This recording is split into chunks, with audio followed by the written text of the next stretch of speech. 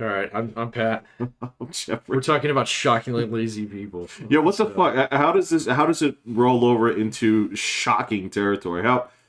So so we've worked with guys in the past who are a little bit lazy, you know.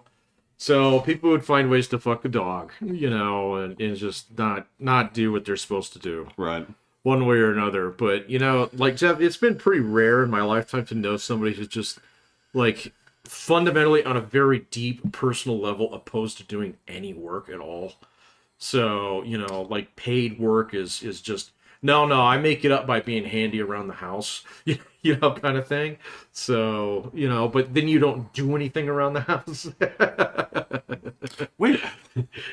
Okay, so I'm trying to picture it. So, all right. So, I can't think of anybody that I've really known in our personal circle of friends who was that bad.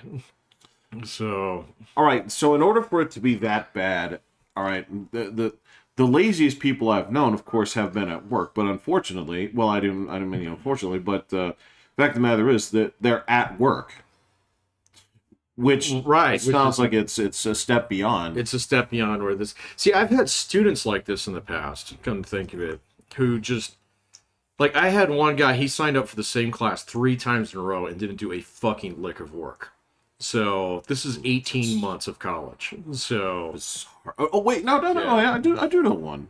Okay, so here's the question: the person that you're talking about, do they make a lot of excuses? Oh yeah, it's all disability and I'm waiting for a call back from these guys, and I put in for more jobs last week.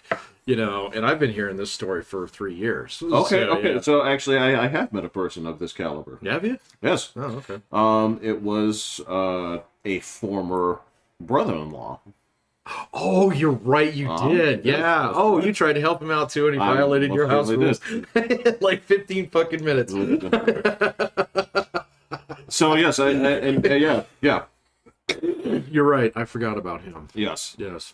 That is shockingly lazy. These people are from the same area of the country.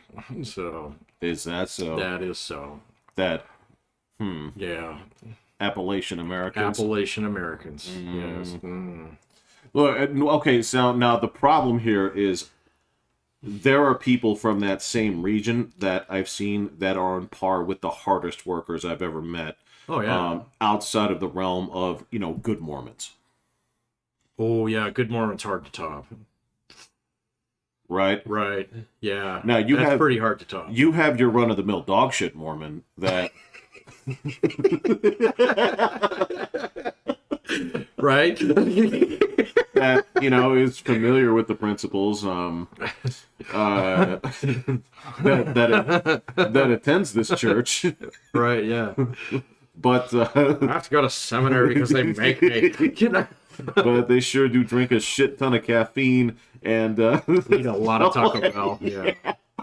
Eat a lot of Taco Bell. But for those people that are prisoners to the faith, those dudes can fucking lay it down when it comes to best workers ever worked with. Working hard and not complaining. Being cheerful, downright cheerful about it. Right.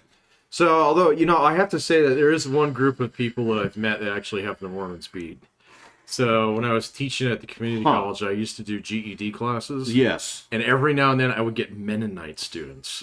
So, because there's a big Mennonite community down in So you said, right, yeah. Fucking A, dude. You give them the book, they come back with the whole thing completed next week. So, it'd be like, can we do a practice test? I was like, you just did. It was like, do you have another one? Yeah. Let me go hit my copier here. I'll be right back. Yeah. What is the? And I forget. What is the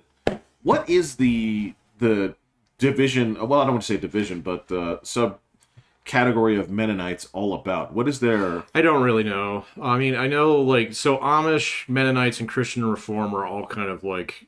They're like cousins. They come from the same basic they're all Pennsylvania or Ohio, Michigan kind of area, and then they're all like somewhat Quaker, but like the Amish are the most extreme. So Mennonites can still drive, so they drive and they use electricity and stuff.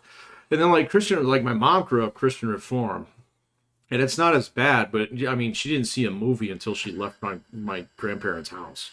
You know, because oh my God, it was open on Sunday. You know? Right. Yeah. Okay, yeah. Yeah. Are those okay? Let me ask you this: Are they Christian Reform? Are those the types that, let's say you and your family are traveling, right, and you're in a different city than your home on Sunday? Do you have to find a church there to go to? You're supposed to, yeah. Okay. So yeah. Because I've heard stories of some subgroups that do that. Well, Jehovah's Witnesses are like that. They're like Yeah. that? From my understanding. So I've only run across a few of those in my life. And don't get me wrong, like, so if, I understand that this was a little bit more prevalent in, like, the 50s, right? Where if you were in that same kind of situation here, but, I don't know, I'm playing a game set in the 1400s, and I don't have to go to church that much, so... Well, it's in Europe, right? Yes, I think it's in a Czech. Yeah, America's got a little Czechoslovakia. bit different of an expectation. Puritanism did immigrate to here. Oh, that's I always forget that. It's like, yeah, Remember, they got kicked out. and it wasn't like a kicked out in terms of like you guys play the music too loud. It was We're going to kill you. it was that they didn't think that the people where they lived practiced hard enough. Correct. Yeah. Yep. Yeah. When they were looking for religious freedom, they meant religious freedom from them. Right. Yeah. Yep. So they all come from that. So all of those different sects. So even Mormonism in some respects. So It that does. came out of Pennsylvania, right? I think it did. Either Pennsylvania or Virginia, something like that. Hold on. Oh, okay, so are you talking about you're talking about the groups that took the Great Journey? The ones that eventually settled in Salt Lake? Yeah, I know they went. They started somewhere back east and then got booted to Missouri and then got booted to Utah. They did. Yeah. But the original location, I want to say it was Pennsylvania. I want to say you're right because I don't feel like they were a southern colony. No, that was Baptist country, man. So Right. Yeah, Yeah. that makes sense. still is. So That's a great question. I'll have to look that up. but yeah. So the few Mennonites that I did meet, they were harder workers than all the Mormon boys I've known over the years. So who are super high achievers. Well, okay, all right. Now, I can't speak for Mennonites on this one. Does this also include physical labor? Because for those guys, absolutely. Okay, because I was gonna say like some of the Mormons I've known will throw down fucking physically. Oh yeah, no, Okay. that's what I'm talking about. I don't know about Mennonites. The ones that I was working with, they were all girls, so Right. I don't know. Right. Yeah, So they were academic achievers. I suppose, man. So, Well, definitely. I mean, well, I guess, but I don't know why they were getting their GEDs. So they had no plans of going to college. So I don't know. that's a good question. What were they gonna do? I don't know. So Do you have to have like a GED to open like an Etsy store? Oh, maybe there might be know. something like you have to have it.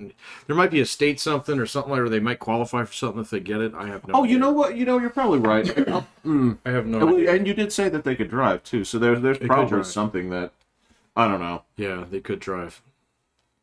They came up in a big old panel van every Thursday, man. So they were great. So they were great. I don't know what to tell you, but I've never believed in anything as hard as these people believe in that. So Well, hey, man. I mean, you know, you I'll fight you on you it. hit the, well, no, you hit the random character generator. You never know what you come up with at the beginning. Yeah. There you go. So I know. you grow up in that world, you learn that, man. So No, that actually, I mean, I read something just yesterday, I think, about the Florida public school system. what is going on with that? Evidently, it's working as planned. So it's sort of weird, and I don't know. They're doing charter schools? Is that the deal? It's completely school choice. So it's, Oh, okay, it's, the it's whole- vouchers, right? Well, and the whole state has one giant ass fucking district, if I'm not mistaken. Right. Yeah, So okay. what they've been talking about is how many schools that they have to close and consolidate in order to make sense. It's weird because I am yet to see a governor that has declared his public school system the enemy, the way that Ron DeSantis has. Yeah. And it's weird because you see him at the desk, and it seems like every closure and person, every school closure is just another thing that makes him super happy. And I'm like, this is interesting. This is interesting because if you take the concept here and say, like, all right, well, in every other avenue where we say, all right, we're going to let the market dictate what people want and what stays open, right? Does that concept to you, does that strike you as inherently problematic within the system of public education? Not inherently. I think the absence of a public education system would be inherently to the detriment. I would give you that, yes. Because there needs to be some kind of baseline where everyone can go, yeah? There needs to be a baseline. There needs to be a Gitmo, so every school district needs one of those. And then the same thing's true with, like, so charter schools, we kind of stumble into something I know a little bit more about than the average bear. Okay, all right. So talk to me about this. If you know more about it, be the expert for a second and talk to me about charter schools here. Charter schools come in like 3 different flavors. There's like, it's like porridge. Hot, lukewarm, and cold. Okay. So, and so, like, here in town, we've got a couple that are really fucking good. So, I mean, like, stand, like, head and shoulders above the rest, And they're both nested within different districts. One of them's, like, D2, and the other one's D38, I think. Or it might be D20. I'm not sure. But they're, like, very competitive to get into. They're very tough. They're uniform-based, So if you, like, look at somebody the wrong way, that's a demerit sign. Right. Kind of thing. But, like, a community like this of, like, 600,000, you can only support so many schools like that. Right. Because... first of all, they keep their class sizes down. Okay. They do a lottery system to get in, which is great. That's the one thing I mean, like, private school is different. Private school is different. And so, if you're going to take public school vouchers, the thing that gets tricky with it is, like, one of the things that happens with this is that your local school district, if it's exporting all its good students, it's going to turn into a shit district pretty quick. Yeah. So, so if you have complete choice that's not based upon voting with your feet, which is still important. I know that's the thing that a lot of people don't like. It's like, well, they could just buy into a better neighborhood. It's like, good, fucking let them. So, if you don't care that much about it, or if you want to live in a neighborhood where your taxes are low because the schools suck, do that. Right. That's fine. So, but what does happen is, like, if you have a district that has, like, a badass charter school and some good high schools in it, then they can start getting in some trouble, with, like, we only have so many slots, and so we're not gonna have a bus system anymore, kind of thing. So because that's happened a couple times. Yeah, it can result in, like, well, okay, the schools, they do help the neighborhood a lot, but they only help so many kids. And so those are great, especially in poor neighborhoods. If you can get one of those schools like that to actually go to a poor neighborhood, that's fantastic. So you don't want one in a rich neighborhood. It doesn't do anybody any fucking good. So, they just set up a private school. So no, fair enough, yeah. And they do that here. That's the whole classic academy stuff up north. Yeah. That's what they do. So it's like, if you're smart and you got money, come on over. Sure. Right. Yeah. Now, most of your schools aren't like that, though. Most of them are pretty lukewarm. So they're not much better or much worse than the public schools. They're just different. So they'll have, like, a different educational philosophy. So, like, James Irwin here in town is very similar to that. It's, like, basically a public school, but it's got a little bit of a Christian bent to it. Right. But charter schools aren't supposed to be that way, but it's still kind of... It tiptoes around that a little bit, but they do a good job, and they can kick you out. So if you fuck around, you can get kicked out, and then you get to go back to the district Gitmo. So, and then there's, like, other charter schools, which are complete fucking grifts and frauds, and they take years to root them out. because they get people excited and they get these nonprofit organizations set up, and basically they're just there to make a few people fucking think of like BLM type schools. They fucking exist. So and they are a problem. So and so that's when I've seen a couple of those stood up here in town. I've seen one stood up down like that in Pueblo, and it was just like, you guys are just, basically they're just like taking the money truck, stopping at the public school, filling it up, and then driving it over to a few people. Yeah. So it's kind of fucked up, man. So school choice is a good thing. I think it makes this community particularly strong. So, because before I was like, well, having 9 different districts is retarded, but actually it's really smart. So, because it means that none of them get too bad. So, if it gets bad enough, people start leaving. The management has to turn over at that point in time. The board gets replaced. The citizens get pissed. And it gets its shit together eventually. Whereas, like, DPS is a fucking train wreck. So, it's an absolute goddamn train wreck. And that's why, that's why Lauren Boebert's going to represent Lone Tree. Yeah, it's a little bit rough because it... so I get the objection, and I do understand that. There's a part of me, and I've spoken to this before, where I've said like, all right, so no child really has. It's not on them in terms of where they're born and what family they're born to. No, that's all lottery, right? And when it comes down to it, if I say like, all right, so to what end should that child be held to being in a shitty school district because of the merit of their birth? I'm like, okay, this is a good point. Yeah. Now, the problem, of course, you say like, all right, well, then theoretically everybody should be entitled to the same value of education. And I can only measure that in dollars, right? Yeah. That's fair. But, that being said, Patrick, I can tell you that... let me give you possibly like the shittiest schools on the planet. Welcome to Baltimore, right? Oh my God, they're terrible. They're fucking terrible, and they spend $21,000 per student there. Yeah. Right? And they don't fucking get results. And people are going to say like, oh, okay, well, what about those kids in the sticks in Tennessee? Well, it takes about $10,000 for them. Yep. And they get way more results per dollar. Yeah. Right? Yeah. So it's not something that I can sit there and just say, all right, well, it's all entirely based on money. But that's the only measurement that I have in terms of, I can't look at my roster and basically treat this like a fantasy football draft and be like, all right, so we're going to have the lottery every year when it comes to the quality of teachers. And so you placed last year, so you get first pick. And we're going to go ahead and rotisserie it around. I'm like, you can't do that. Can't do that. Yeah, you can't do that. That makes no sense. So, the other part there is that you say... Teachers wouldn't put up with it anyway. So... Well, they wouldn't love it. No. Personally, I think if you actually want to fix a bunch of schools, there's a couple organizations that need to be burnt to the fucking ground. So... Who do you want to burn to the ground? Well, the Colorado Education Association to start with.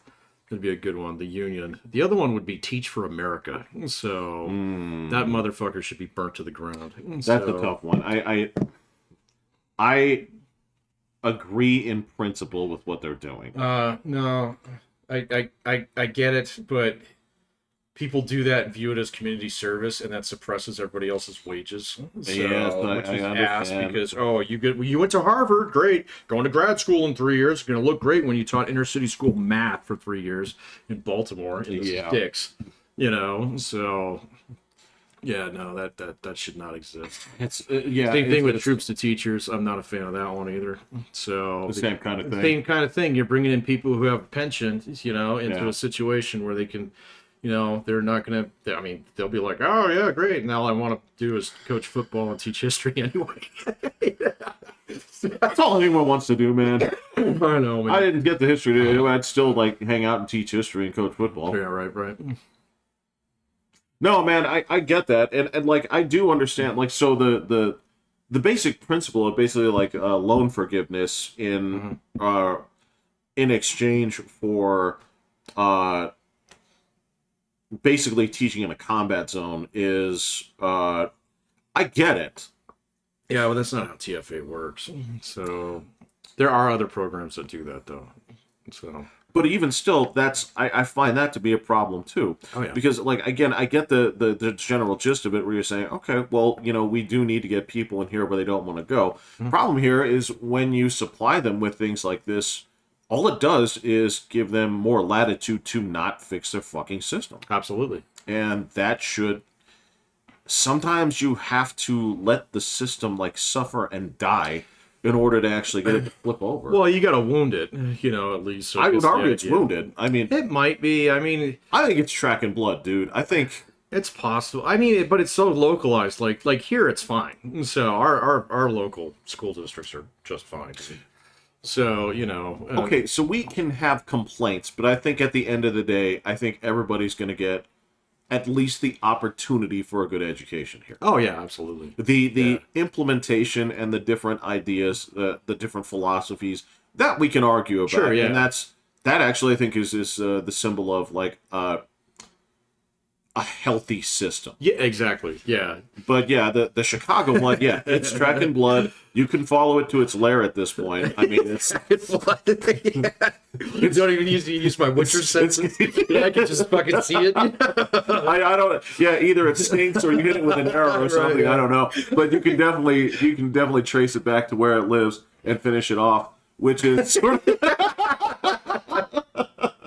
But yeah, this thing of piping in rich white kids to come out there and basically serve 5 tours of duty over there in your Right. Yeah. area to keep it alive. No, you got to put this thing out of its misery, dog. Yeah. I mean, but you got to replace it with something, and that's something you can do overnight. Yeah, I agree. Yeah. So I don't know, man. So like one of my professors, he was actually pretty steeped in the Chicago public school system. Yeah. So yeah, he said that one's kind of its own animal because of the alderman system there. So which is fucking right. Yeah. So yeah, it's weird. It's like the most corrupt school district on the planet. So They've had tons and tons of examples of it's a faked test results. Fucking. and it's not even that, Lots man. of I mean, they shit. can't even pass audits. So Oh, they haven't in decades. yeah. So yeah. So that one's not really a fair example, but like most publicly funded school systems, I mean, the thing about it is like, now I've heard all the argument, well, the state should take it over and it shouldn't be linked to property. Fuck that. That's a terrible idea. Okay, because then the state's going to pick and choose, which neighborhoods are good neighborhoods. That's a bad idea. So, and then I've heard, well, the Fed should match more money. That's a bad idea because then they use it to basically like fucking hamstring you with all this NCLB bullshit, which is still going on. So, it's just in a different form. It has a different name. They rename it every couple of years once people figure it out. So, Yeah. but it's still basically going back to standardized testing. So we teach the test. So, honestly, if you really want to put a fucking harpoon in the whale, you got to kill off the licensure system. So that thing's the worst. That's what makes charter schools fucking work is they don't have to go through licensure. Correct. Yeah. And so, and then they get in this rat race about like, well, if I want to get a decent raise, I better go get my master's degree. And now you just lock yourself in that job because you can't quit it because nobody else is going to pick you up with a master's degree now. So unless you get in a like lucky spot at a fancy pants school somewhere because you're a good teacher, which happens, but half the people I worked with were at some point. They were the first ones to this. I'm not saying that their program has merit or anything like this, but half of the teachers and faculty I worked with were all pursuing some form of master's degree at National American. Yeah, or Argosy, which is a big fucking rip-off school from the days back then. And God bless you if you got it because it all counted. American University. Yeah, it did. Yeah, man, if you're... Online's just fine. Nighttime, anytime. Hey, dude, they got to it first, and they knew they were a mill. Oh yeah, no, they basically. Well, there's a couple schools like that, but nationally, American University was one that definitely went after teachers. Yeah, so yeah, they absolutely were. They had some of the first online education master's degrees out there, and so it's like, oh, I get a like $5,000 bump if I get this. That is correct. So and it was also the same. It wasn't just a $5,000 bump. That was the ticket toward getting to administration. Yep. So, well, I've known a lot of teachers over the years who have principal licensure but have no interest in being a principal. So there's that too. Yeah. I've known tons of them. I've taught some of them. So yeah, it's like, what are you doing? Aren't you going to be a principal? She's like, fuck that. What are you nuts? What are you nuts? I got 8 years left on my para. So she says, I'll do it for my last 3 and bump my salary. What the fuck? So, yeah, exactly. Don't you understand? This is you have to spend money to make money. Yes. But it's a trap too, man, because that's the problem with, like, I know lots and lots and lots of good people who make excellent teachers over the years, but just it's like, I gotta get licensed. Fuck that. So it's not just I gotta get licensed. It's also I've known plenty of people who'd be fantastic at it, but I don't want to say, all right, their skill set doesn't match. It matches what the skill set would be on paper. Oh, right. But it doesn't match what they currently permit in class. So there'd be people in there that I know could do like a fantastic job at it, but as soon as the first day we're like, what do you mean I can't do this? It's like, well, I understand that this kid did something wrong, but this is also your fault. Yeah, like, I know exactly what the fuck are you talking about is my fault. Let's do some restorative justice here. Restorative what now? Dude. Yeah. Fucking Billy hit Tommy. While Tommy wasn't looking, Tommy gets a free shot at him. Here we go. That's exactly it. Okay, so restorative is right, is my right knuckle, justice is my left, right? Like, okay, no worries. All right, that's what I got tattooed on my hand. You flinch, you're a bitch. Right. You did this. Yeah, that's a good. We only have 1 rule in this classroom: 2 for flinching. Right. Yeah, it's. So yeah, I get it, but yeah, that's the. Right. These are again. This is the same class of people that I knew growing up that said like, bike helmets are for homos. Right. Yeah. Right. And don't get me wrong. I understand that's not a philosophy. It's just a way that certain people grew up. Yeah. Right. No, and it's like, and some of these people are they get results. Teaching's just different, though. Yeah. It's different. It's different than even when you were doing it. And So I understand, yeah. Yeah. So I'm glad. Like, when I was teaching education courses, I could start to kind of see, it was like, oh, wait a minute, you guys all think alike. Ooh, this is bad. And so yeah, it's like, ooh, this is not good. And it's and that's why I don't really like. I'm a little bit like, I keep my daughter's teachers at pretty distant arm length. as you should. Well, yeah, no, I know. I respect that very much so. And like, it's something that my mother-in-law finds infuriating. So, Why? and my sister, they're always up in teachers' grills and stuff, So, and it's just like, yeah, I know. So, Bro, there is Yeah. okay. I don't know if this was just if this was just something that comes from like a different part of the country, like something that where it comes from, like Ohio, and New York, and basically that half of the country, right? Just there is. I don't know where the divide happens, but there is the half of the country was raised with the mentality of don't tell anybody else how to do their job, right? oh, right, yeah. And I don't know where that line ends, but I know that there's a certain part of the country where it's just like, get up in everybody's business. Get up at, Dude, that's East Coast and West Coast. Is that all it is? Everything in the middle is it kind of like, hey, fucking just let me do my job. I'm working here. Okay, kind of thing, I don't know, because there's just the same thing. Like, this is why I can't say it's fully East Coast, because there are a lot of like New York guys who are like, "Are you trying to tell me how to do my job? Are you? Is that what you're doing?" Well, that's because they get it all the time. Well, the reason that the reason that you're asking that question is because somebody's like, "Well, all right, I'm not trying to tell you how to do your job, but you are with sanitation, Right. and there's cans just piling up, right? Right. But there's this thing where it's like, don't tell another professional their business. Yeah, it's different with kids though, man. So people just get weird about it. So I only ran into that a couple times while I was teaching. I'm sure you ran into it more than I did, but a couple times it's happened to me on college. It's been like, he's over 18. I'm not talking to you. So, goodbye. Yeah. I'm doing you a favor. You should Right. learn something from this experience. Yeah. Yeah. That's only happened. Shit, I've been, what, 14 years now? That's happened like one hand number of Right. times. Yeah. Yeah. And usually it was with somebody who had some kind of IEP.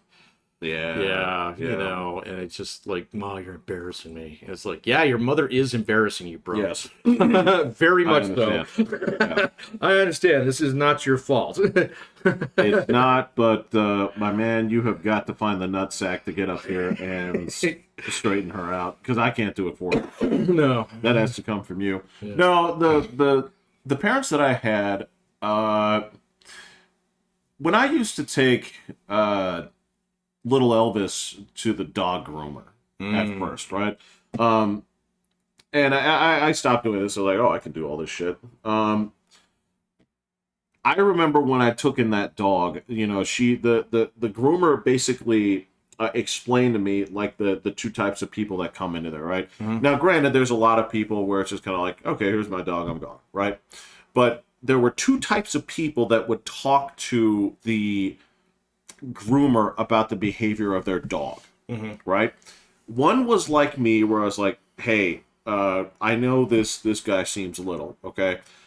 He's mostly friendly, but, you know, you got to be careful. It's like, you know, sometimes he can, you know, this kind of thing. Now, granted, when they had him, he was, you know, absolute, you know, champ, right? But it was that and the other person that would come in and say, like, oh, this dog is harmless. And then not, yeah. Right. And that was the thing, they were like, the people who come in and tell me, like, this dog is such a sweetheart, he's harmless, don't worry about him, they have the dog that chomps. Yeah. Right? No. And that's kind of the two types of parents that I would see come in. Is the ones that would check in because, well, he's harmless. No, he bites. Right. Yes. Right. You're telling me he's harmless, right? So you're going to get me to try. You know what I mean? You know what I mean? Exactly. Yeah. If you come in here and if you're a parent that's checking in because you're like, oh, your son is so harmless, right? All right. No, you don't believe that, right? Versus the same people who come in the check-in and they're like, you know, this kid has problems. You know, I got to stay on track to that. Nicest kids on the planet. Yeah, exactly. Yeah, right? No, I've seen that. I've seen that a couple times. You run into the last of the like 5 children in the world that still call you sir, right? When you come across these people. So I mean, it's. I see you. Yeah, I know what you are. Yeah, I see you. I get it. And then everybody else, that overwhelming, like 97% of all other people are like, oh, well, okay, you're at school. Whatever happens, happens. What happens, happens, yeah. So, every now, I mean, it is funny, every now and then I would get the parent who was completely uninvolved, who would come to me like, is there anything my daughter can do to make up, you know, some of the stuff here? Yeah. Because it's almost like they were too embarrassed to ask themselves. Yeah. I was like, yeah, why not? Yeah. Hey, no problem. It's like, your daughter could have asked me this. You know. Yeah. I've had people do that. I've had students do that, you know, just like sheepishly beg for forgiveness. And it's like, actually, I don't care. That's just sort do of your it. work. Yeah, you know. So like, notice there's nothing for late penalties in the syllabus. Yeah. I even stopped doing that in like the last 2 years. You know, the old, who was that? Wasn't that Miss Segedie's rule? So, yeah, the 70%. 70, that's a great rule for big papers, man. So, well, if anything, it was yeah, a second late or a semester late. It's still worth 70%. Yeah, is the top. Is the top. Yeah, whatever your score is. Yeah. Actually, I might have to go back to that. Come to think of it. If it applies, I mean, for you have a very generous policy where, you know, as you said, it's like, look, if you have all your work done by the end of the first week, that's fine. That's fine. As a matter of fact, that's kind of great, especially for people. I'll bet you there are some students that thrive so hard in that, where they're like, oh, fuck yeah. Like, I know most of this. Yeah, I can knock this out. Yeah, no, yeah. Like, especially my athletes, man. Some of them are like, oh, fucking thank God. So, you know, practice schedule this spring is a bitch. Let me just knock this class out on the next 3 Saturdays and call it good. Yeah. Like, yeah, no problem, man. So, or anybody that has a background in the information, and this is for them retreading it is the hardest thing in the world. It's like, oh my god. Yeah, I don't get that as much as I used to. When I was in the community college, I used to get that quite a bit. That would make more sense. Yeah, I don't get it that much now. So, like sometimes, like I don't teach like some of the classes that I used to teach that were more general education, but sometimes I get it like, oh my god, I've had this since like 10th grade. Like, right. Well, then just do it, man. Yeah, just knock it out. Just knock it out. Yeah. Yeah. Have it done at the end of the first week, Yeah, and I'll grade it. That's yeah. You want the credit for this, right? Right. So just burn this Friday. Yeah, just take a day. Just take a day. Yeah. Just get her done. Yeah. So I don't know. Well, we'll see. Yeah, I had seen a couple things boiling up in the news about Ron DeSantis and the school systems, but I figured you were probably on it a little bit more than I was. So.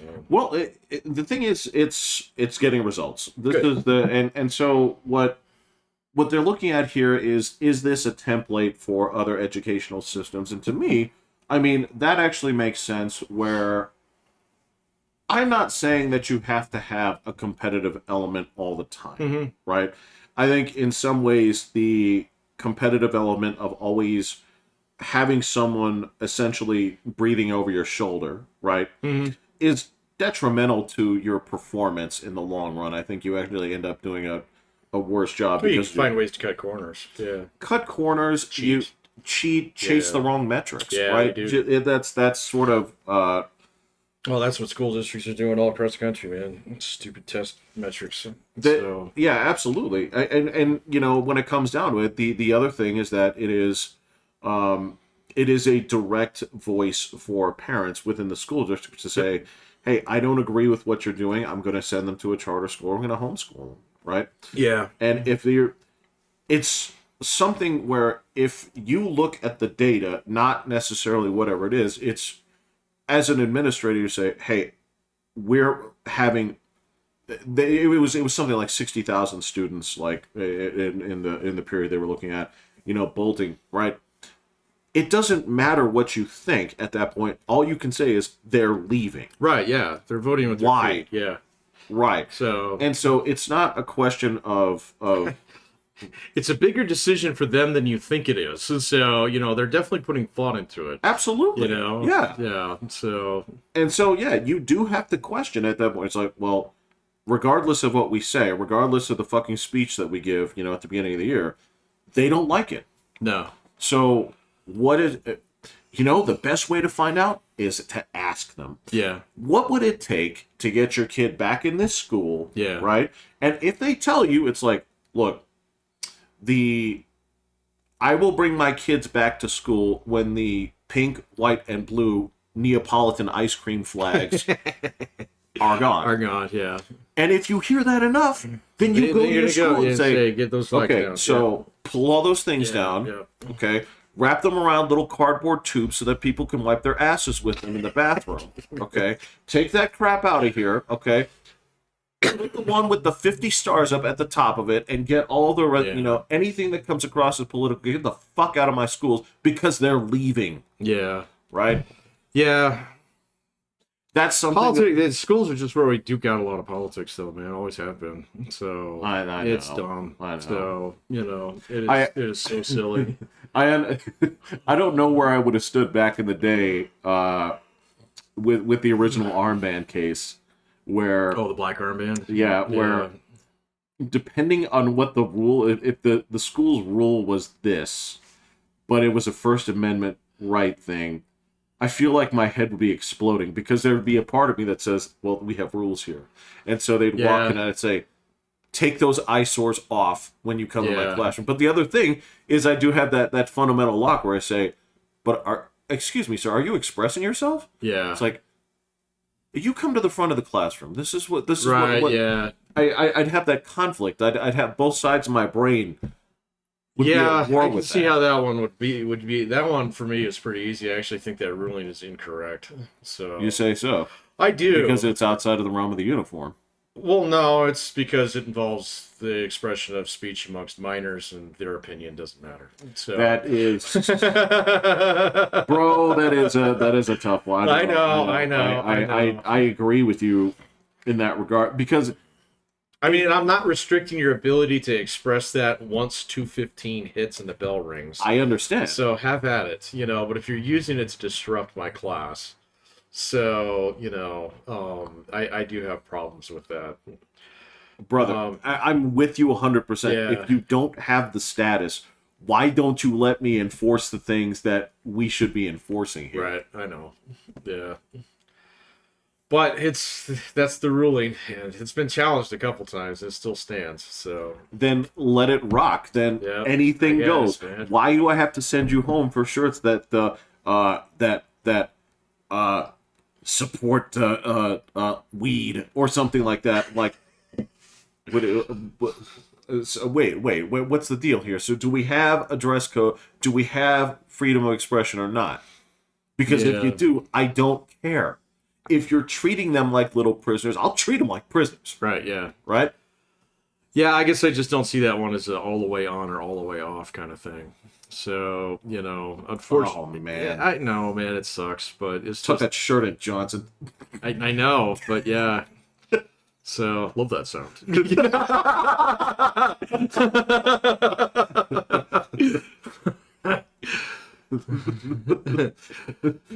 You are now the one who is Yeah, understood. very well. But yeah, that's very simple things. And just answering questions because girls wear hats in school and men don't. Do you have any other questions, Johnson, or would you like to take this up with the principal? Right, yeah. You gonna flinch? Yeah, just call it because at the same time I could go there and say, look, I would love to be specific about be like, excuse me, are you wearing athletic shoes in an academic setting? Yeah. But it's Yeah, but see, it's different, man. So like, the problem, like fundamentally with the entire system, is actually the teachers and the administrators of it. So they don't come from like the teachers that you and I grew up with were like almost overwhelmingly working class people from the fucking neighborhood. yeah. Yeah. You don't have that anymore, man. I go up to my daughter's school, and I mean, I can tell right off the bat that her teachers are highly educated.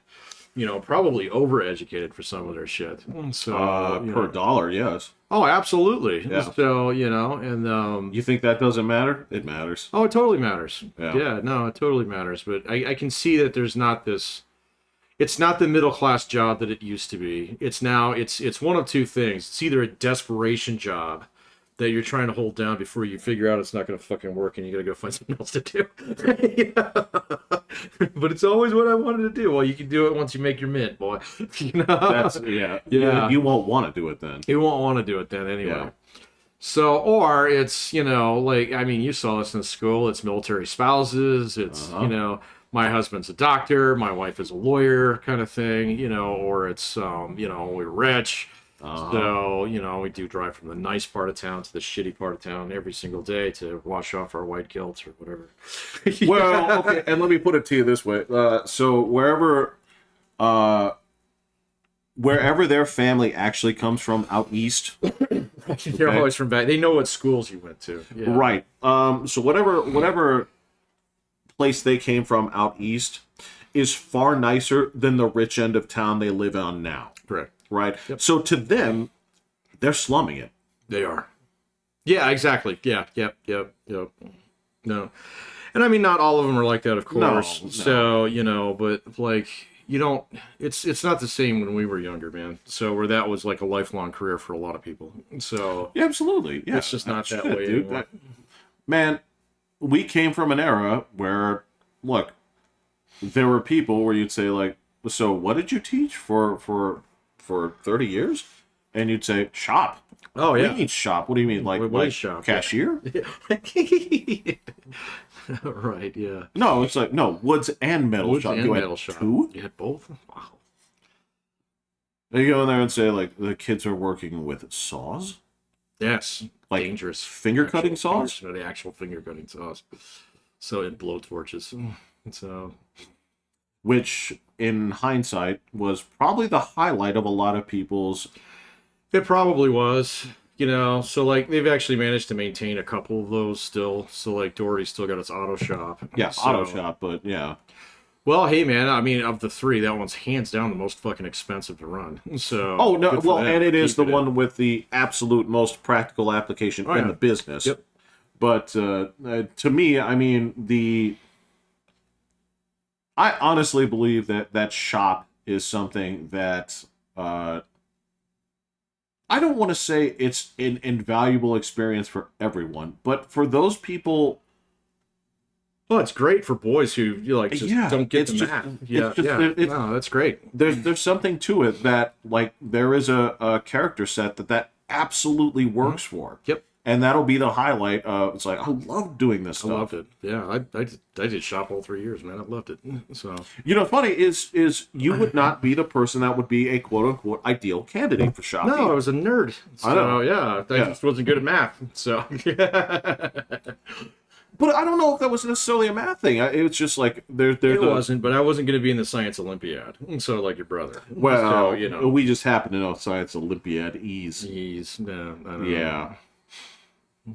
But yeah, no, that wasn't me. I actually felt quite at home at shop classes. So, especially after I got a few things under my belt, and I was like, "Oh, this is kind of cool. I can make shit out of wood."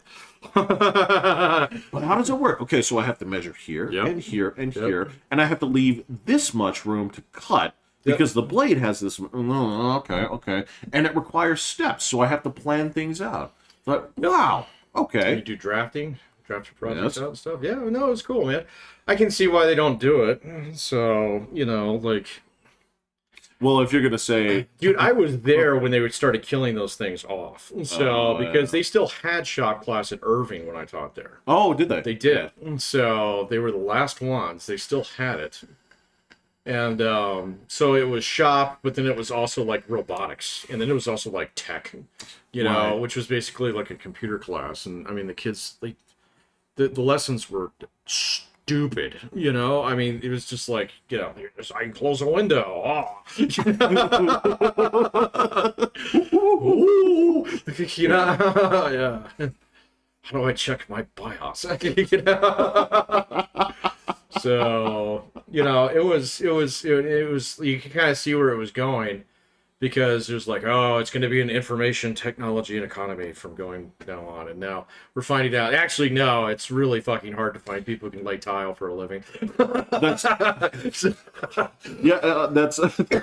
I did read something about that basically said like computer science computer science and engineering were the things that are going to be on their way out faster than anything else. I'd agree with that. Because the machine will do it for you. The machine is already doing it for Yeah. And so you say, like, so what can't the computer do? It's like, all right, we'll see.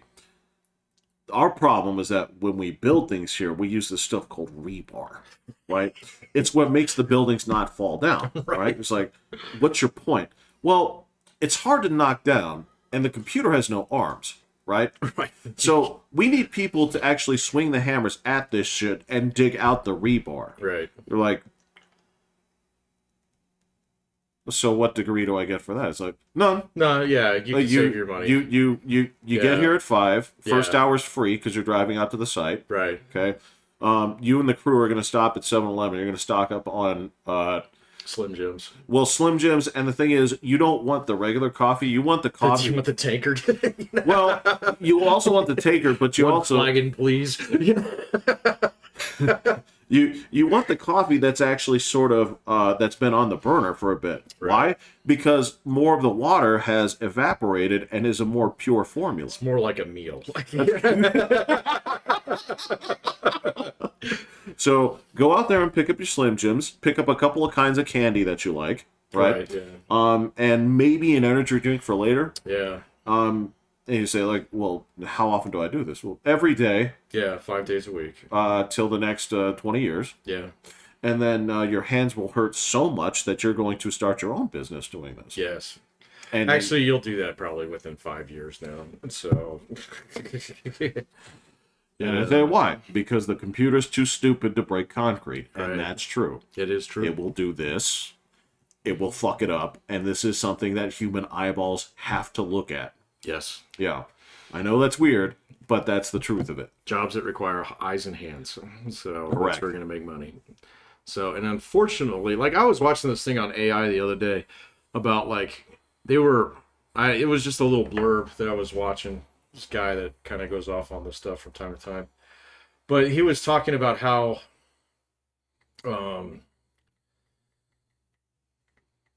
for like debugging programs and stuff, Yeah. it thinks faster than it can write the code.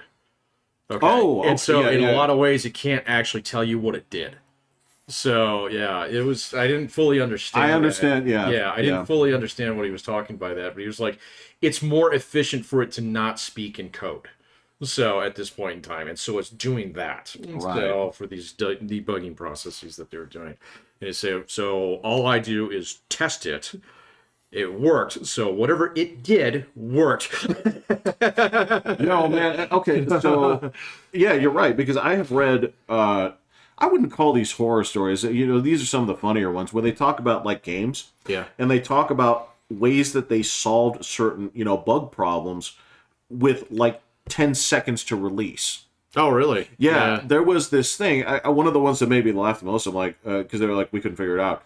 So when we were working on the game the whole time, right?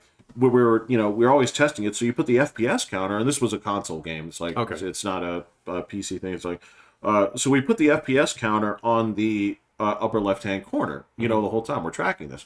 So when we're getting ready to get to production, what would happen is, okay, well, polish up, take the FPS counter off. Mm-hmm.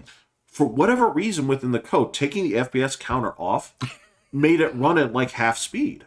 Oh, I've heard tales of things like that. Yeah. And they're like, they looked through it all. They could not find where the problem was. So they said, all right, so here's what we're going to do. All right. Expand the screen by 5%. right. Push the FPS counter off the screen. Yeah. Ship it. Okay. I'm like, okay, that's a genius solution, but that's the kind of thing that, yes, you want the stupid AI on because it's going to dig through every line of code. It's looking for this, okay, if this, and it can do it faster than you. Way faster. Yeah, right? Way faster. And that's cool. Now, granted, it is my job to teach these things, and there are some very stupid things and stupid people that are teaching this shit. Yeah. Right? Yeah. So, the big AI thing that they were, Google was getting laughed at was, of course, the advice that it was giving, like, well, if your cheese is sliding off your pizza, just use some Elmer's glue. That happened? That happened. That's hilarious. That happened.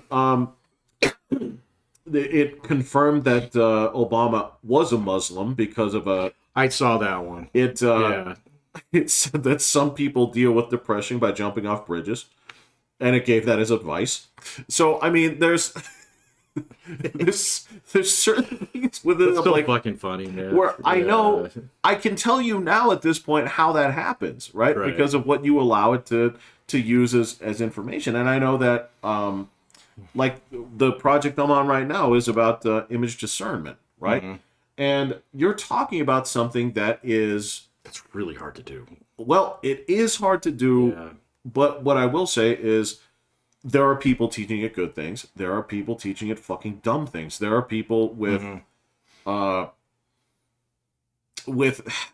I gotta tell you, I work with people with such a diverse background of degrees right now. And that is not a good indicator of what you know. It is not a good indicator of what your process is.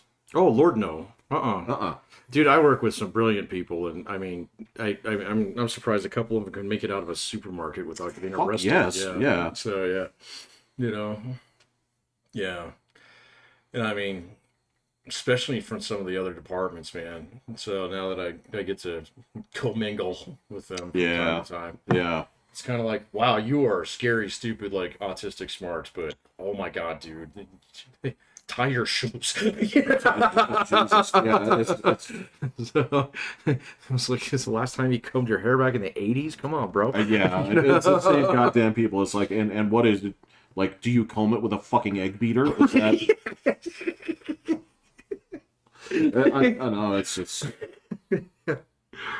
I don't know what to tell you, man. And yeah, it's not that I don't get certain intentions, but it's like I can see where the method happened and it locked, where you can see exactly how they solve problems, right? Right. And it's not something where you want to say like, look, what you're doing is wrong, because it's not necessarily wrong. It's something that when you're teaching this will probably work for 95% of your students, right? Oh, yeah, yeah. But in any other environment, the wolves would eat you. Yeah. No, that's true. Yeah. No, I mean, definitely on a school, that's you find people that you're just not going to make it anywhere else, are you, dude? And so, I mean, you're fine here, you're harmless. Yeah. So, yeah. In fact, you do a lot of good. So, Yeah, there are people every day learning exactly what they need from you every day. yeah. You are where you belong, right? Yeah. The problem is, in any other circumstance, you would be like, You'd be roadkill. roadkill, or you'd be like, honey, don't look at this guy. Just walk faster. Right, just walk faster. Walk faster. Don't make eye contact. Don't listen to him. Okay.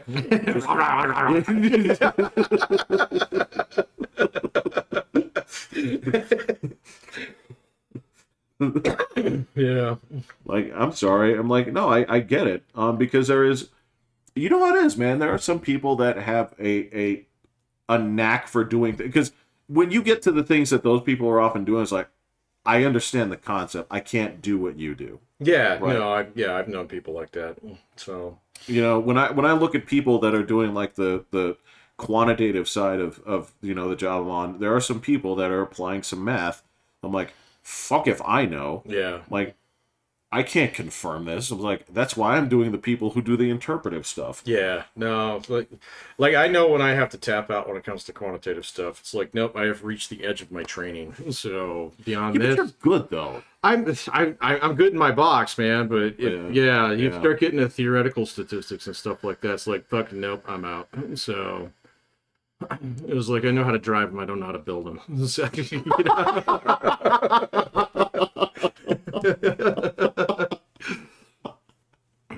Oh man, that's funny. No, and again, I don't want to come across as that I'm picking on different personalities or other mentalities. We need all these different people to make the things actually work. Yeah. Because there are some people that not only can do what they're doing, but they can also explain it in a brilliant way. They can do it with patience. They can do it with, I see. You know what? I'll bet you're running into that one because you're thinking about it like this, aren't you? You're thinking about it like a summer rental, aren't you? But that's not what. Oh, yeah. That's not what the mean of the thing is. And I see exactly why you're thinking that way. I can fix that for you. Yeah. Right? And I can do that with people with their writing. Okay? I can do that with people. I can do that with people and say, like, I see exactly why you're thinking this. Yeah. Okay. Mm-hmm. I'm going to give you a scenario. If I'm wrong, okay, I owe you $50. But you lay it out for me, right? Right. Okay, I can do that. But for some people, when they get to, like, the methods of the math, I'm like, holy shit, man. Mm-hmm. But the thing is, those people who are that good at that, there's like 6 of them in this country. Yeah, I know. They're pretty rare. Right. So, yeah. And they're doing God's work at, like, one is at a prestigious university somewhere, but the other ones are, like, somewhere in, like, South Dayton College of, Yeah. There's a couple of them in the places where they need to be, and there's a couple of them in just, like, these small places, like, Northwest Broomfield College, nice. or whatever. Yeah. Yeah. And then there's one dude who knows it all, but his English is so fragmented. Yeah, that's hard too, man. So I have a couple colleagues, and they're just a couple of them are a little hard to understand, man. So it's just like, you never needed to get any better at it, did you? Because you go here and home and maybe the supermarket every now and then. Got it. So. Yeah, I know. It's funny. Yeah. All right, man. So I guess I have to ask about the big news of the week. I don't know what to make of it yet, man. Yeah. So I was going to ask you what Twitter was alight with, since I am no longer I no longer have a pass. well, okay. So, you can look at it from the outside. I can, but it's I don't know. It's just bad for me. Well, so ultimately it confirmed what everybody thought, right? The basically the splits, they opened up a little bit more in terms of approval versus Oh yeah, I haven't seen any polling on it yet. So I did. Yeah, we got to watch that for the next couple weeks. Now, So, granted, it wasn't like a meow or anything like that, but it was still plump. I'd be surprised if it really would do anything more than about 5-10 points in either direction at this point in time. Just like you're not gonna find too many people that haven't made up their minds. You're not gonna find too many people who are like. The one thing that could happen is there are a bunch of people who said, "Well, I was gonna vote, but I'm not going to." That might happen, but I don't really even know if that's gonna happen anymore. So after this, Tough to say. Yeah, I have no idea. Tough to say. I think that's going to be what makes the decision. So.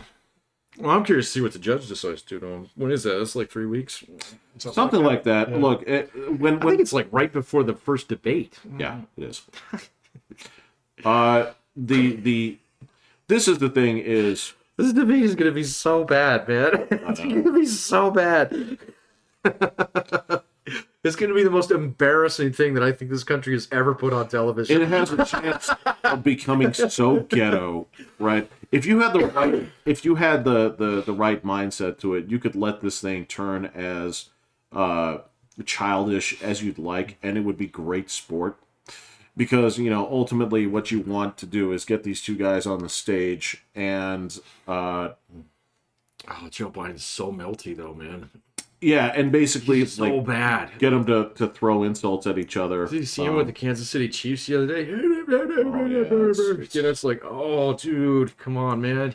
You need a nap and a blankie. It's not for you, man. I know, man. And the whole thing is, like, and you want to do this for another 4 years? Okay. No, a vote for him is a vote for Kamala Harris. Everybody should know that. I think people do know that. I think people do. And that's the thing that they said is this is where Trump is making gains is any person, right? And this is where he says he's making gains with minority people at like record levels. He is. Anybody that feels like they've been railroaded. Yeah, I think his black support probably doubled last week. We're gonna have to see.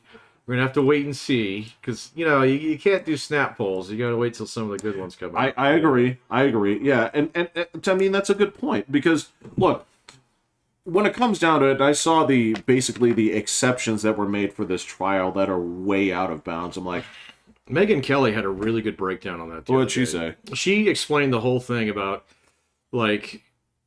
The jury instructions thing was the jury instructions is crazy. So, but apparently that's common in New York. So she kind of swatted that one down, and she said, "Well," and then she wasn't even mad at the jury either. She was like, "Well, given these instructions and given this set, okay, fine. Okay, you guys did your job." So with such a narrow interpretation of what the law was supposed to be, it was kind of like, okay, great, but the judge and like. The DOJ, in some respects, by not actually like pursuing an election charge here because they said there's no crime actually. So basically, and then apparently Alan Bragg had actually gone and so I'm gonna fucking do it anyway. So yeah, right. So yeah, right. And then so it was the way that she said this is like this triple bank shot kind of thing. That required that you hit this part just right and this part just right and this part just right. And the judge just made that entire thing happen. She says this is like the juiciest appeal bait she's seen in years. Right. She says like now he might have trouble getting it out of the state of New York. So, which was the first argument where he said, okay, so you're holding this here. I asked for a change of venue. Right. And as he said, it's like where I got 5% of the vote. Right. And the fact that was denied, I'm like, well, then yes, you do have a fair argument for this not being an impartial jury, don't you? Yeah. No, So I'm curious to see what the judge does. So if the judge actually throws him in jail, I think that's basically a win for the election. That's you can lock that one. dude, you're straight up a political prisoner at that point. Yeah, I know exactly. There's no two fucking ways about it. And then, People like, are gonna have people would record distrust in the absolutely. system. Well, I don't even know if it's distrust of that. I mean, it was just be like, okay, well, fucking, we're gonna flex on you now, dude.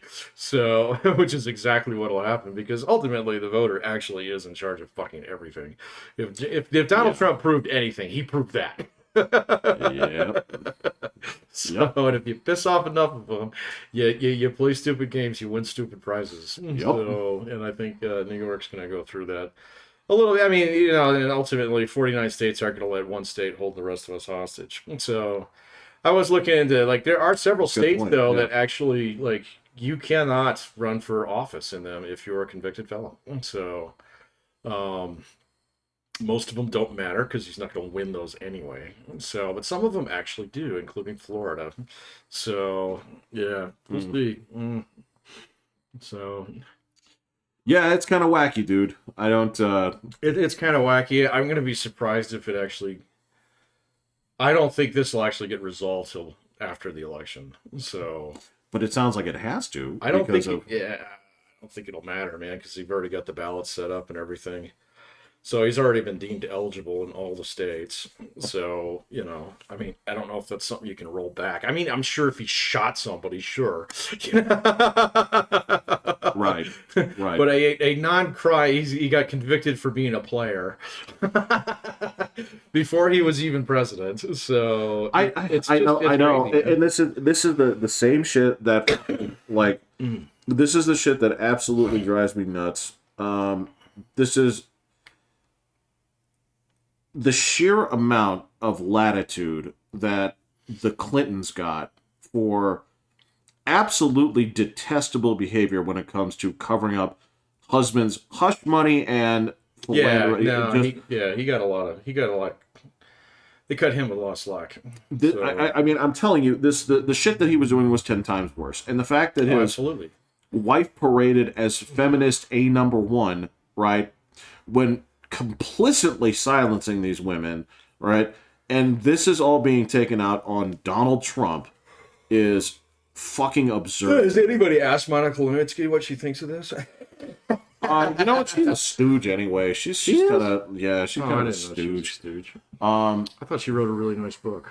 So yeah, but that's the thing is her legacy should have been like, it is my mission to crumble the house that the Clintons built. I don't know, man. I think she was what, 21 when that happened?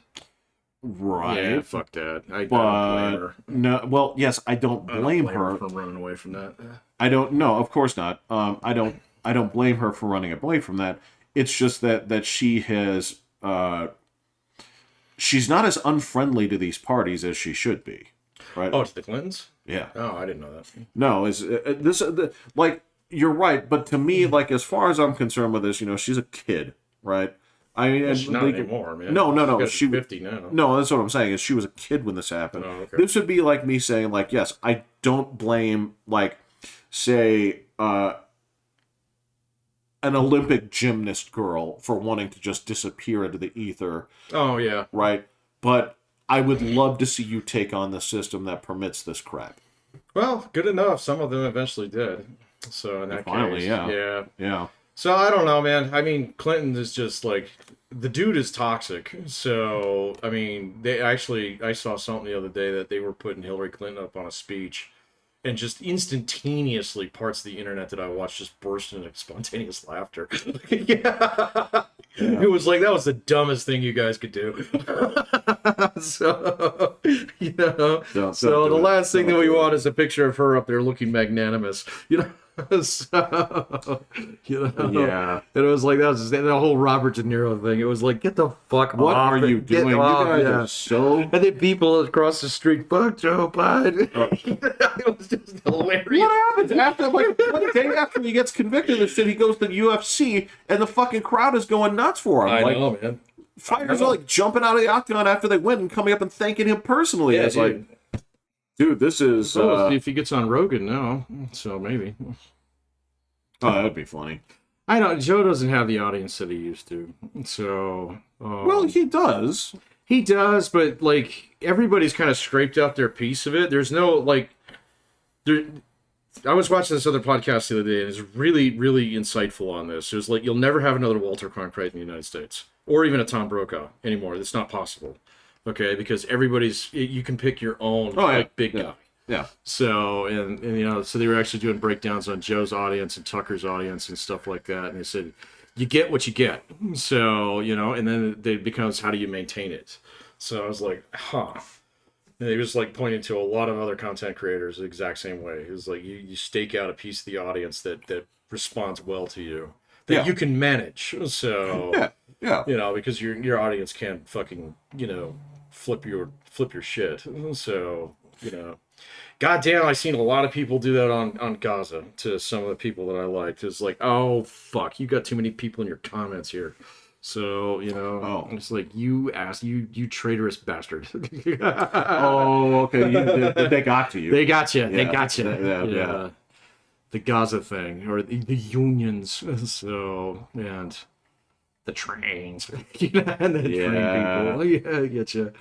So no, and this is you're right. Okay, so you're right and you're wrong. Okay, so Joe Rogan still has his audience. His audience is what he doesn't have here is like there's this what do they call it? It's not a trailing indicator. It's a lagging indicator. I think so it's sort of like a lagging thing. So think about it like when Spotify came to him with his $100 million check, right? Yeah. Okay. He's got another one out of him since. So. Well, and I think that partnership's done anyway now. He's still on Spotify, but he's also on YouTube now. Right. So right. The exclusivity. The exclusivity thing's done. Yeah. So when they signed him for $100 million, and so when anybody does that, when anybody gets a contract of that size, right? Mm-hmm. People outside of the existing audience he already had is going to say, what is worth $100 million to listen to? So he had an influx of people jump in. He did. He got a bump. Yeah. Right. But that's the thing is those people are kind of like transitory. They came in. Some people said like, okay, this is interesting. And then other people like flow out because you have a regular flow. Your audience always changes. So you got to constantly turn it over. But that's what I'm saying is like, I think he still has the same audience minus the hype bump that came up at the time. I think his audience, the core people that were always listening, well, it's that minus the churn, and then a little bit more international because Spotify is a Swedish company. So you get a little bit more overseas exposure. So did you watch the thing about how like goofy Spotify is? Their model is no by Polymatter. No, I saw that one, but I've got it kind of bookmarked. So you probably know the story anyway. I might, but I'll go check that out. So now that dude's been putting up. Did you see there's one in North Korea? So like maybe a month ago. I believe so. Yeah, how the whole thing's basically fucking collapsing. They're just sending bags of garbage over the border now. So did you see that? That was his? No, that wasn't his. So, but he did one about a month ago that said, "Hey, like watch North Korea." So for the next year or so, okay, because the Chinese have basically told him to go fuck themselves, and so they're tired of like dealing with his bullshit. So wouldn't you? I would too, but I don't know. Like, I mean, they cut off the food, and so people are going to start starving to death again. So, I don't know. So, that was kind of a depressing video. I wasn't sure if you had seen it. So. I did not see that one. No. That guy's good, though. Oh, he's fantastic. Yeah, the breakdown of Spotify, like, this is this is where they're stuck. This is where they can't do anything. And here's why. Yeah. Like, oh, wow. This is how the business works. And this is how they talked about how they're essentially like chasing every little different trend that they can to try and open something up. But they're absolutely stuck in this sense because they don't pay a set amount to the musicians. It's like, it's always a percentage of what they take in. So even if they raise their prices, it doesn't matter. You're still giving. It's like you'll get more, they'll get more, right? but you're not really getting ahead at that point. So are they not profitable? No. Okay. No, and evidently they haven't been. Yeah. So like this is another one of those weird businesses like Twitter, where it was like, Twitter's a weird. How do you make any money? Yeah, exactly. So yeah, and I guess this is the tech shakeup is a fascinating thing, where you're looking at these previously. I know people like to make these jokes about it sometimes, like, "Oh my God, we live in this like super dystopian society where 7 corporations own everything on this planet, and it's just getting worse." And then you look at it and you say, like, "Well, Google's laying off like 20% of their employees." Yeah. And like that doesn't mean that they're not invincible. You look at Disney, and Pixar laid off 14% of its people. yeah. And Disney did too. You're like, oh, these super conglomerate, oh, it's just like they control us. And I was like, actually, they're trying to. They are desperate. Yes. Yes. So, well, and I mean, that's one thing that inflation has caused a lot of people to do is take a look at your fucking budget. Say, you know what? Oh, yeah. I don't need 3 subscriptions. Yeah. So, and tech's been kind of due for that because tech's margins are so much higher than just about, and it's really just like those like 5 to 10 companies like that have stupidly high margins like that. Yeah. Everybody else fights for, a couple pennies on the dollar, or maybe $1 on, 100 or something, every now and then. But like even Amazon, you go and take a look at Amazon. Amazon, like it looks really, really profitable. Okay. But then you look at exactly how much money they spend every single year. It's a lot. In fact, they've been unprofitable a couple quarters. So, and so they got to trim things up. And that's because it's a labor intensive business, so, and Google's not. I mean, and the same thing's true with Apple. Apple, like I said, Apple's turning itself into a bank. So Right. It's not going to be a tech company in 5 years, Jeff. It's going to be a fucking bank. They're going to make shit. Which, I don't know, man. I don't know. I feel like that in some ways that seems like the natural evolution of the business. It kind of is. When you're talking about, so if you look at it on a cosmic scale, right? Yeah. So if your sun becomes large enough, right?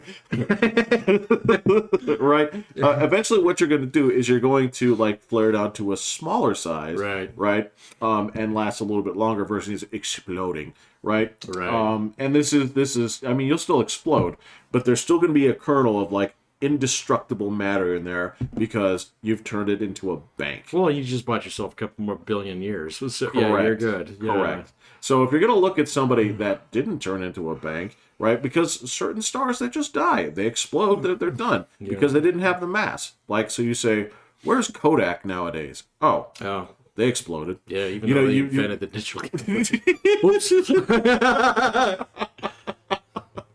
You could look at these companies that were indestructible and say, like, actually, you weren't. Nope. You didn't reach. As a matter of fact, you bled off too much mass trying to make mass. Yeah. No, there's a couple companies that do it right, man. So Google's it's kind of up there, but it's been flying high for a few years. So Microsoft is a better one to watch. So they're better run. And then like the king is always Walmart. Walmart makes money in every economy. So they don't make a lot. So it's all scale. So so they're very much so. It's like, well, if we make a penny off every dollar, we better generate a fuckload of dollars. So like they go to somebody and say, like, how many dollars do we need to make? Right. A lot. Yeah. It's been ages since they've had a bad quarter. So, but it's just not a sexy business, man. People are like, oh, retail. Ew. It's like it's bigger than all of your companies put together. Yeah, you're absolutely right. It's like, oh, wait a second, you have locations in Kentucky, right? Yeah, exactly. So, where in the United States is that? Yeah, right. Yeah. What do you mean you're open after 4 p.m.? Yeah, I know. I mean, you're talking about the people that find the concept of any aspect of Middle America disgusting. Oh, I know. Yeah. Good riddance to Olive Garden. Yeah.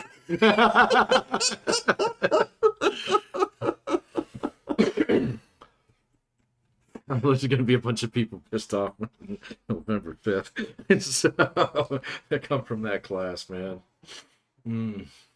Good. I mean, It's just time for them to get schooled again, man. So it really is. The sheer amount of just lollygagging hubris. Yeah, hubris. Yes. The barking seal class from the New York Times. We're clapping and erping in unison for about a day and a half there. To the point in time where it even bubbled up on my fucking feed. Right. So, but there's a couple of voices out there kind of like, actually, oh, this is the end. So, it's like, you guys, I mean, like the last lifeboat just left away from the Titanic. I can't remember who it was. And you guys are ordering another round of drinks. there was I can't remember who it was. It was a Democratic person in New York who was pleading with Kathy Hochul, like, oh no, pardon this man immediately. Oh, she can do that? Well, it's a crime that happened interstate. I mean, that's right. Yeah, that's right. I guess Joe Biden couldn't even do it. Nope. See, I thought that would be the four-dimensional chess move, was he turn around and pardon him tomorrow. So, but I don't think he knows what's going on. Well, if somebody tells him to do it, he's like, pardon him. It's like, isn't he the president now? Right, yes. So, but no, there was a Democratic operative telling Kathy Hochul to... Yeah, he said, pardon this man immediately. It's like, this does not... It's like, I don't like what he did, but this kind of prosecution does not befit our party. And he's like, you have signed your own death warrant by making this man a martyr. And he was taking some shit on Twitter for it, right? Oh. And I get it. I understand that the party right now, and they can hang on to it as much as they want. They can go to the polls and die with that, like, who convicted 34 times. Like, it doesn't matter. Nobody's buying that anyway, man. It doesn't matter, because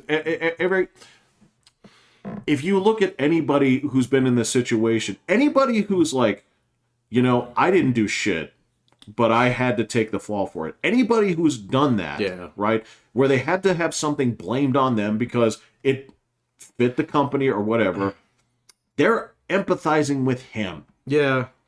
Yes, it's that, or it's anybody who's been screwed on something that wasn't your fault, or maybe it was your fault, but you took it way too hard. You took it way too hard, or it's something that's like, well, you got me, but you didn't get those guys. 250 of us were doing this at the company, and you burned me. Yeah, you burned me for it. Yeah.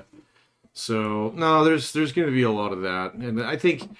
Like, one of the guys that I listen to, he's pretty clever on some of this stuff, and he actually pointed one thing out. He was like, if there were a lot of people who weren't paying attention, and now they start paying attention, they're going to see what bullshit this was. Oh, yeah. So, and he's like, that's the bump you need to watch out for in the polls. So, but, so the problem with polls is the same problem that's been there for, decades now.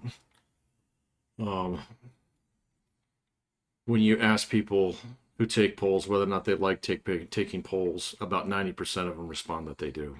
Right. Right. Yeah, I know. Yeah. Like, so I have opinions that nobody listens to around my house. Right. Yeah. Exactly. You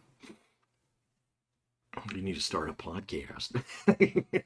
And I'm sure there is. I'm sure your knitting podcast is like tearing up the charts, or whatever it is that you're very animated about. But yeah, I understand. But no, I totally understand this concept of you guys have been basically running this dude through trials since his presidency ended. They were trying it during his presidency. The thing is that, the statute of limitations, they actually had to extend it just for this, which is crazy. That's ridiculous. It is ridiculous, man. The stipulations that they had to do to make the Jean Carroll thing work. It's ridiculous. It's absurd, and anybody can see that. Yeah, well, anybody who's not like thoroughly invested in his downfall, Well, no, okay, so that's what I'm saying is, yes, there's a class of people who basically, like, despite the unfairness of it, they're like, so even though they've really committed no crime here, I am going to, because I dislike the Indianapolis Colts, I am going to vote for the disband the Indianapolis Colts bill. Yes, yeah. And I cannot say that it's no, it's completely unbiased. See, this is where your brother and I disagree. You never root out of hate because it leads to this, Jeff. I agree. This is one of the reasons. Dude, you never root out of hate, man. It can turn you into a bad fan. and it's not just a bad fan. It's bad for the sport, man. I will say, don't get me wrong. The dispensation of hatred that I've had when it comes to this, right, is one of the reasons I don't follow sports as closely as I do anymore, right? Oh. And so I will say that for some people, having that emotional charge into it, right, is part of what keeps it fun, right? Yeah. As a matter of fact, I can tell you that I lost a lot of my love for the game, all games, when I realized logically that I had nothing to do with the outcome. Oh. As much as I wanted it to, as much as holding the rubber chicken or, throwing the octopus out there. You're at the baseball game, you change the rally cap. I mean, this is the thing, is like, I have no impact on this game. And it does lose a little bit of that fun element once that departs you, right? Yeah. But that being said, it can lead to exactly what you're talking about. Right. Is that same kind of like spiteful, angry part of that. I'm like, yeah, that actually goes with it too. That when I realize that I don't have an effect on the outcome, I'm not mad at the other team. I'm not mad at these other things because it has nothing to do with me. Right, yeah. I'm just here to watch the event and hope my guys do better than your guys. Yeah. Which is so transactional that, like, how do people love this much? But yes, I get it. I don't know, man. It's like sports and politics are kind of blending into the same fucking thing for a lot of people. I know. So, but I'm not. They've been making that analogy for 20 years now. Yeah, so, I know. Yeah, well, ever since 2008, I would say. No, it's been going on for a little bit longer. Yeah, you think so? Even with George W? Yes, because, again, maybe 2000. What it all comes down to is, that's why I have to go further back on this, is when it comes down to it, it's like, all right, do you excuse the rapes on your own party and hold the other guys accountable for it, right? And that's the ticket here, is when you go back to the Clinton trials, and there were a lot of people being like, so he did this, big deal. Big deal. You guys are just jealous. You guys are just jealous that you guys don't get the pussy. More so that they were like protecting the dignity of the office, and then he was in that locked horn battle with Newt Gingrich at the time. Yes, and so it was so ridiculously partisan. Like people say, "Oh, it's more partisan now than it's ever been." I remember the late '90s, man. It fucking sucked. So, dude, this is back then. I mean, this is practically when you were like drawing like bullseyes on your political enemies. Like, literally. Oh, yeah, and Rush Limbaugh was encouraging you to do that. Yes. Yeah. Yes. Oh, that's right. I had one of those shirts. There you go. I did. So, and then, like, 9/11 happens, and everybody chills out for a little bit. Yeah, because then, for a moment, and we lost our way on this, for a moment we realized our real enemy is Islam. But we've...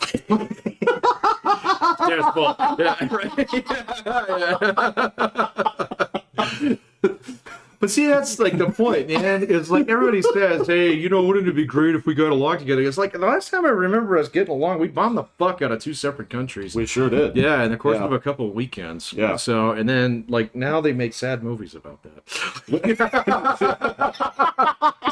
So. Oh, my God. Oh, wait.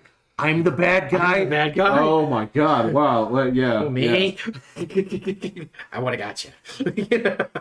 No, you're absolutely right. When we just because the thing is stepping on the same foot does not necessarily lead to productive avenues. No, it doesn't. Right? Mm-mm.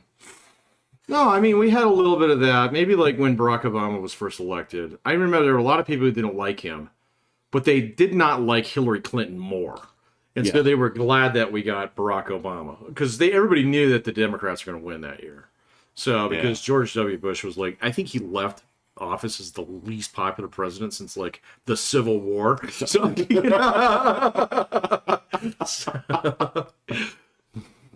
Yeah, it's so I mean there has been this kind of crap going on for a while, the sports mentality of again, it's you overlooked it in the Clinton years. I can tell you so many the sentiment at the time was like God, this was the stand-up comics like they just unending well where it's like, wait, so you're mad at this dude for getting it from every girl that he can? What are you, just jealous? Right? what are you, gay? Well, that was the whole thing. Is they were like, this is what you're getting them on. And the thing is, you flip it around, you're like, right now, you're like, so how is this any different? Any way different? Oh, it's not. Anyway, again, you're the same people, right, that were furious that they were going after the president and was convicted. Like, let's not pretend otherwise, all right? Who was convicted? Well, not convicted, but basically it's like, look. Bill Clinton was impeached. Yes, and he was lying about what yeah, the whole thing perjury. was.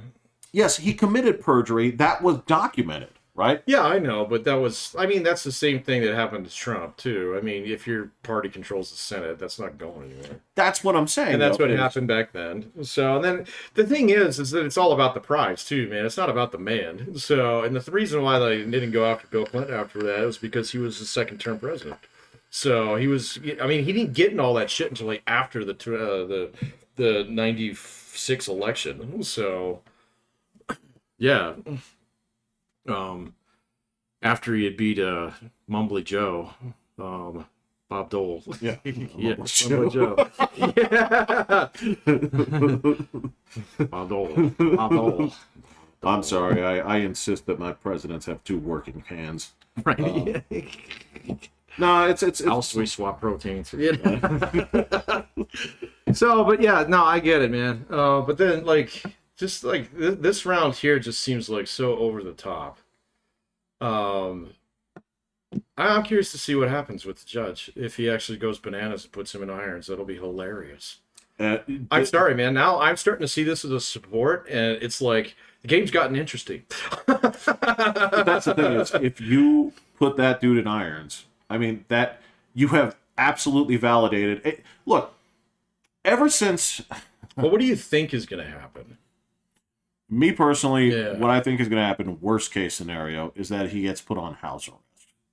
Okay. And I hadn't thought about that. Even then, that's so ridiculously obvious. They're like, you're stopping the dude from campaigning. Oh, right. Yeah. Right? That would be stupid. But at this point, I point, can see him doing that though. Yeah, I don't think I can see him like, hey, off to Rikers with you.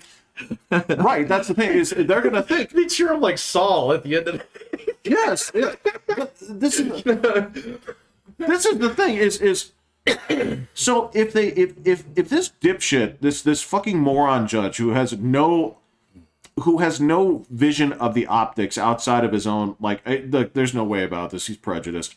There's yeah, I think it's pretty obvious. It's fucking obvious, but the thing is, if he looks at the optics and says like, well, I don't want to, send him to a jail cell, because then people will be like, oh, you validated every bit of paranoia we've had about the justice system for the past 4 years. I'm just going to put him on house arrest. I'm like, actually, that's actually worse. Because what you did was you just gave him license to campaign around the country from his living room. Right.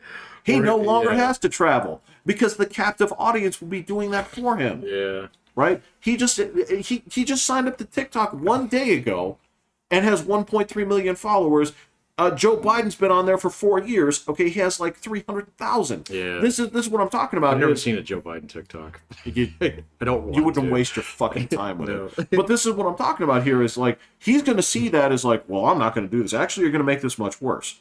This whole process that you put them through was absolutely stupid, because ever since, look, even like, there are people on the Democratic side now that have been saying like, look, this January 6th shit was stupid.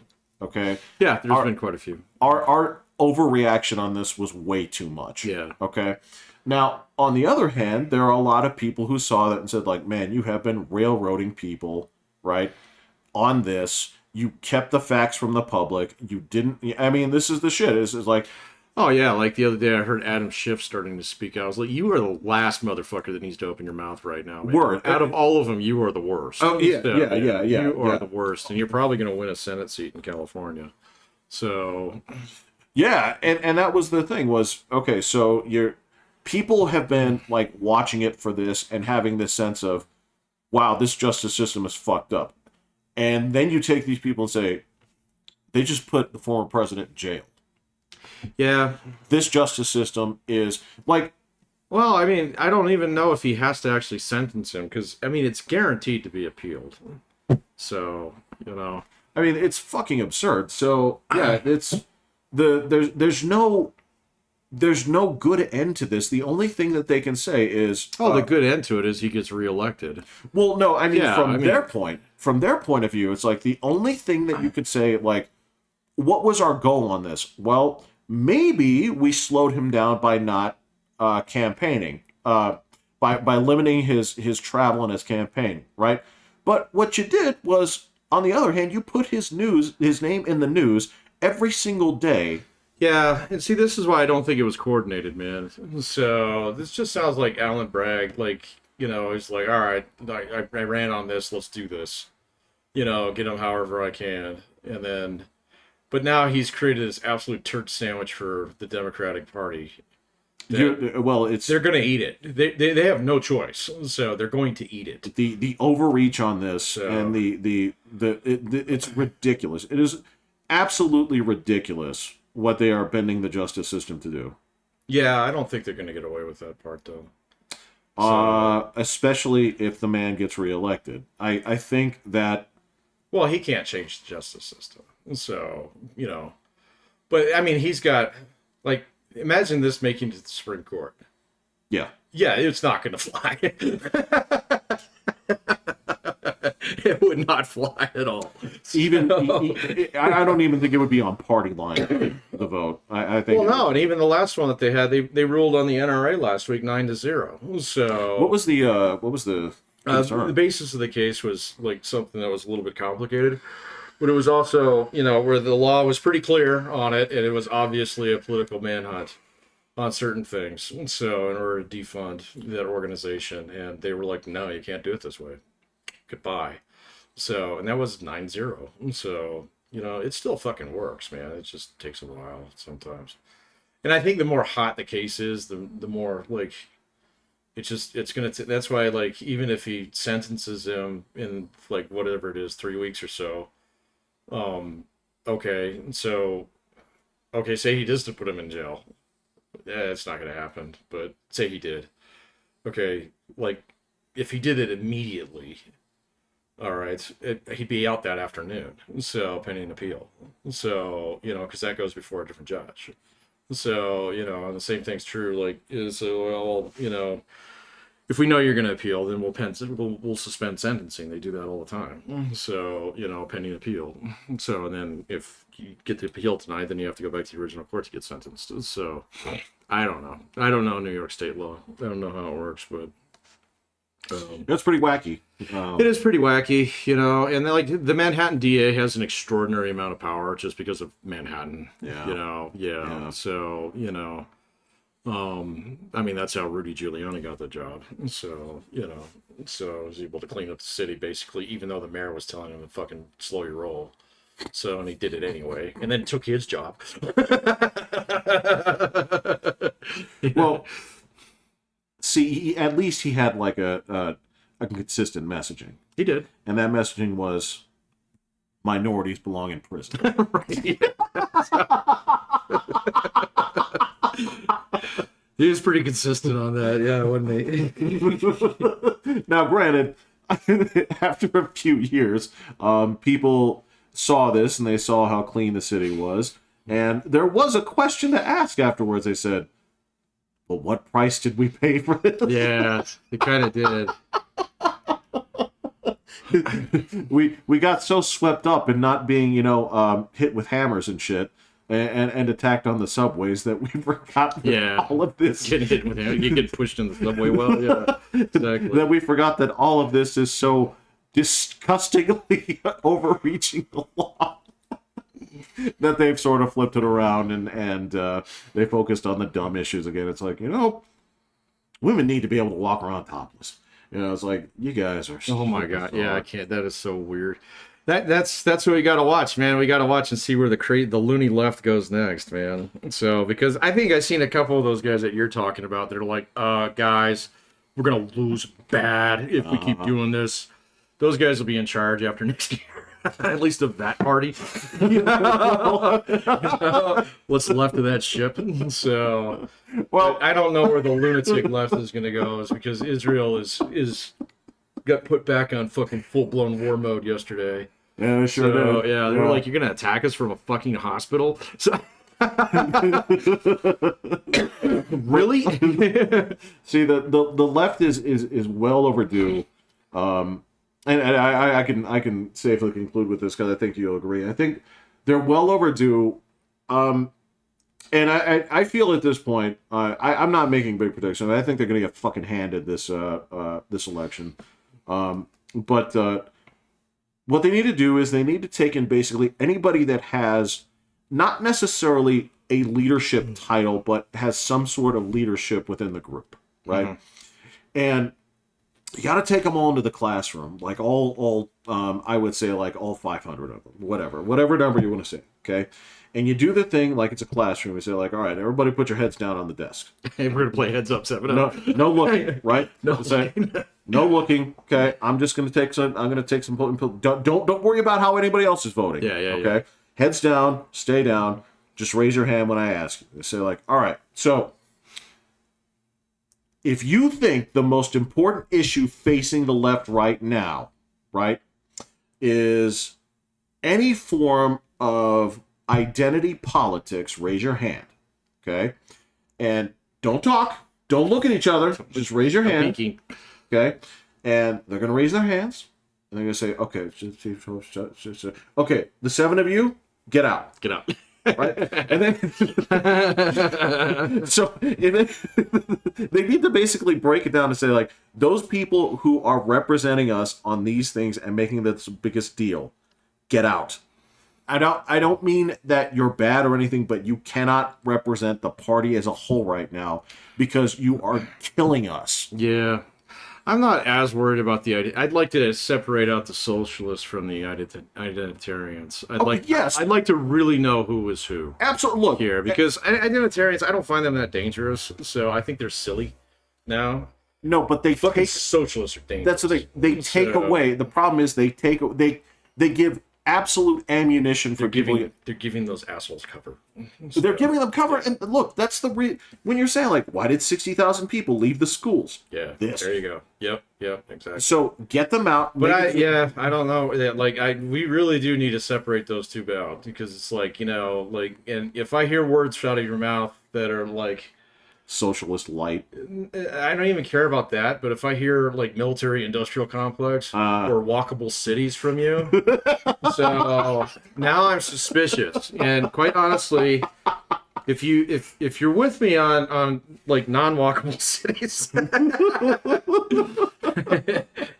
and you think that Lockheed Martin is a force for good on the face of the planet, then I don't really care how you feel about pronouns. So okay, no, okay. So you're right. The next step of that, after they blocked those people out and said like you can't be part of the party, right? Mm-hmm. Then you take those people. Let's use all the phrases. So like 15-minute cities, right. Walkable cities, UBI. You gotta go. No. So they're asking us like, so if any of these terms mean anything to you in a favorable light, okay, raise your hand. And then you say, okay, 30. You don't tell them to go out. You say like, okay, so the 30 of you up against the wall. So, do any of you smoke? Don't talk. Just get the wall, turn around, because you are also not doing us any favors right now. No, those are the worst, man. So those are my political enemies, and unfortunately, they have embedded themselves in the party that I used to be a part of. I know, me too. I can't. Well, they started sending me stuff again. So, so apparently, I did that when I lived in my current house. So. And I'm starting to get the goddamn texts. So, yeah. So it's so the bottom line of this is, to me, it's so easy to get back to the messaging. It's just like, hey, man, you know that part of you that appealed to you that said, hey, poor people like to eat too? Yeah. Like, I agree. I agree. Let's find them jobs. We got tons of jobs right now. They're like, oh, jobs are for people who work.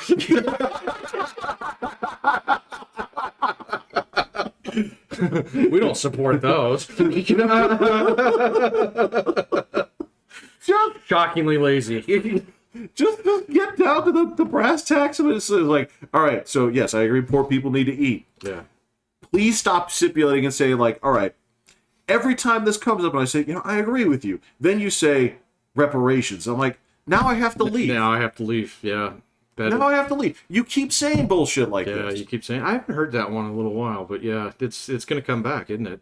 So. It's how the socialists fight amongst those guys. Yeah, I know. I saw that. It's like, I'm going to bankrupt the whole state. Oh, never mind. Our little minimum wage law didn't work out. Yo, again. It was like, wait a minute, we're all going to go out of business? Yeah, next week. Like, not this week, next week. Yeah, so... Wait. When you say this Thursday... This Thursday, yeah. You mean the 20th? Or whatever. When you say this Thursday, that's tomorrow. Right, yeah. Yeah. It was like, oh, except for Pantera bread. All right. We're opening up new cans of worms here. Oh, yeah. Call it quits. I'm Pat. Yeah, I'm Jeffrey. Hitting the button. Yeah.